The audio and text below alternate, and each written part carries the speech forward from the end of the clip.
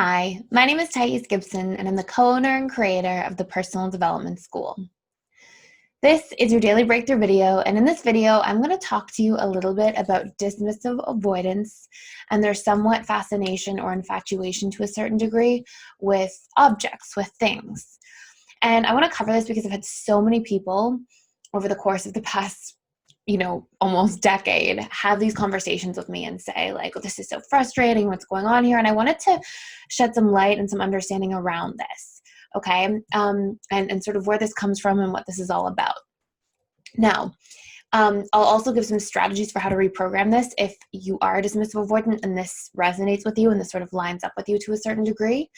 And we can also talk about how to have these conversations if you're the partner or the loved one of a dismissive avoidant and you want them to bring more of their attention to the relationship, to the interpersonal connections instead of their connections to things outside of the relationship.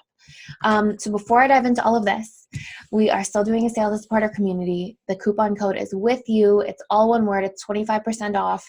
For those of you who join right now, we're offering this 25% off for life. So it's not just for the 3-month bundle or the time through which it renews. It'll just be on a permanent basis as long as you're a member of the school. And again, we're just doing this because I know there's a lot of challenges happening right now and a lot going on in the world. So if that is helpful, then that's wonderful. And we've got a beautiful community in there. Tons of people who are just like really dedicated to their personal growth, really supportive of one another. And for the month of July onward, I now have 4 live webinars that I host every single week where people can ask their questions live and chat with me in there and go through some of the workbook materials or topics that we have. And so it's a beautiful community in there. So let's talk about this. So I've had so many individuals, especially in client sessions over the years, have conversations with me that say, let's say it's a wife or a husband, and they're like, oh my gosh, my wife, she loves the dog more than me, or my husband, like he gives all the affection to the dog, but he doesn't to me. Or I've had, people say, oh my gosh, my husband, he's just obsessed with his truck and he's got no interest in me. If he loved me half as much as he loved his truck, and then when he finally got over his truck, he bought a boat and he was obsessed with that boat. He should have married the boat. I've heard like all of these, funny stories that my heart goes out to people because I know that they're sort of humorous at like a surface level, but on the inside, it's like also people in frustration and in pain.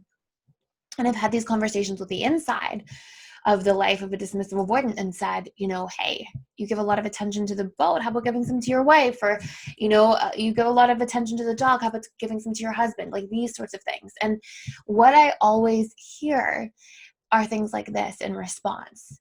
Well, that's like my solace. That's my safe space. That's where I can go and be myself. That's where I'm free of judgment. That's where I am not going to be shamed or criticized. That's my space where, a boat is predictable. A boat's not going to give me any challenges. Boats are, so you always get, and even like the pets give unconditional love without expecting anything in return, there's simplicity in those relationships. And I'm obviously not saying that there's an actual relationship that a person has with a boat, but like what happens for a dismissive avoidant in their mind is that they go through some kind of painful experiences in life and people feel complicated and people feel like there's more negative associations built into interpersonal relationships, negative subconscious emotional programs related to human interpersonal relationships than positive. And so what the brain is wired to avoid pain and seek pleasure. And so if, you get that through a computer game or through a boat or through toys or whatever in childhood, the subconscious goes, these things are safe, they're predictable, and they meet my needs. They meet my needs for interaction. They meet my needs for something I can do that I can make sense of. And oftentimes what happens is that person, because we see through that perceptual lens of our past experiences, then builds in these positive associations. Like, oh, I feel at peace when I'm out there on the boat. I feel, that it's predictable when I'm fixing my car, or I'm free of criticism if it's, me hanging out with a dog or the cat. And so what this tells us is, I'm not here to say like, great, if this is the relationship you're in, stick it out and always come second to the boat or to the dog. Like, this isn't what I'm here to say. What I'm here to say is that when we dissect that and pull it apart, what it's actually about is what the needs are that are being met from that dismissive avoidant person between themselves and that object or experience. and what that tells you about what's important to them, and what that tells you about what's missing from their relationships, and what programs they have governing them at a subconscious level. And what this does, what this really communicates to us when we break it down, is this person really values safety, consistency, predictability, simplicity, and the lack of criticism or expectation is really empowering. And this is when this dismissive avoidant person seeks out that relationship and values it. And so what I've had many conversations with dismissive avoidants personally over the years is saying things like, hey, do you think you avoid people because you actually avoid your programming around people that shames yourself so easily when you're around them? And the answer is often yes. A lot of dismissive avoidants are in this like perpetual space of like, as soon as they have an imperfection, or as soon as they, feel like they don't fit in some way, they often shame themselves very harshly or experience the feeling of shame. And if you didn't see yesterday's video, please check it out because it's so important.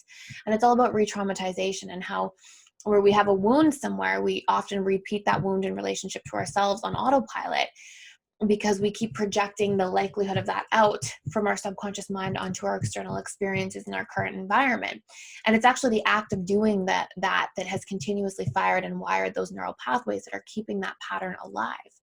And so what often takes place is that we can be in, let's say you are the dismissive avoidant, if you were shamed or you were made to feel ashamed, even through indirect traumas that happened in childhood, often what you're doing is you're shaming yourself on autopilot all the time. And so you get around people, and if, where Bob might do something silly and Bob doesn't think twice about it, he laughs at himself and moves on, you might do something silly or out of context, and you are, oh my gosh, I'm so ashamed, and you just keep shaming yourself. And so you're not avoiding people, you're avoiding your programs that you project onto people and suffer through accordingly, right?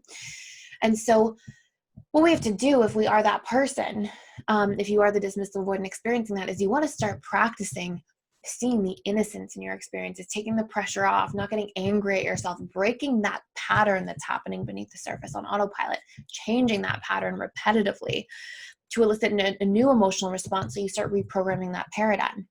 So where you might, do something silly around a group of people, instead of going, oh my gosh, this is so embarrassing, they're going to think something's wrong with me, I'm defective, I'm horrible around people, and telling yourself these painful stories, instead you might go, oh, who cares? Everybody does silly stuff sometimes, it's not a big deal, and sort of like lighten that within yourself.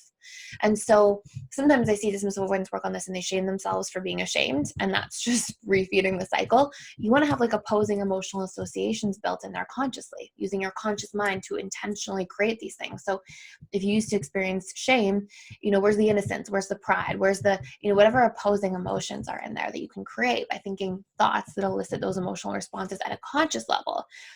Therein reparenting the subconscious mind and reprogramming if you do that repetitively. So that's a very important thing to take part in.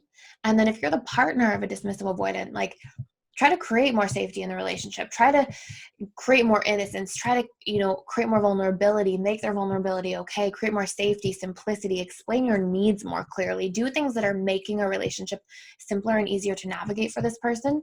And while it's not your responsibility to change that in a person, it's also your responsibility to do the work in a relationship. I see a lot of people being like, if the relationship's not working, leave. And absolutely, if a relationship's not working, leave. But it doesn't mean as soon as there's an imperfection and somebody's not meeting 100% of some kind of standard, we just leave the relationship. It means create a deadline, decide what that deadline is for how much time you're going to put into the relationship to work it out relative to the investment you have. So if you're in a 10-year marriage and you're realizing about attachment styles, maybe you're not going to just leave tomorrow because you're like, oh, we have different attachment styles. This is the problem. Maybe you're going to go, wow, I have new awareness. I have new tools. I'm going to work really hard on this relationship for a year. And if I don't see the needle move, then I know that it's not the relationship for me. And I know I'm not going to be happy for the next 10 years. So then I know I have to leave, and I can do so guilt and regret free. But if you're in, the dating phase of a relationship and it's been 2 months and you're like, ooh, I see what's happening. We have different attachment styles and there could be challenges here. Maybe you try really hard for a month or for 2 weeks and you see if you changing your communication, you offering more safety to the relationship, consistency, these sorts of things. See if that helps to move things along in a healthier way. But maybe you're not going to spend a year when you're 2 months in, right? Because that doesn't make any sense. So create deadlines. See what's appropriate for you, try to change the dynamic, communicate what you need, set an intention for what you're trying to create and get out of the dynamic. And if you put in all the work and you show up really well and it doesn't work, then at least you grew from the experience because you practiced fine-tuning your communication and your awareness and notice what came up for you. And so it's a win-win. And then you can leave, again, guilt and regret free. But if the person receives this and they start becoming better and then you grow together, it's even better. So this is my advice for how to use this information and for how to adapt to different relationship dynamics. And for those of you who have had the experience, who feel frustrated that your partner is more interested in things than you, whoops. Sorry, okay. I'm probably just going to leave this and not re-edit it and change it. I think what just happened is my microphone made like a funny noise as it toppled over. And it might have muted it partially for half a second, but we should be good. So thank you so much for being here. Thank you for watching. Please like, share, and subscribe if you are getting a lot of value out of this channel. And I will see you in the next video.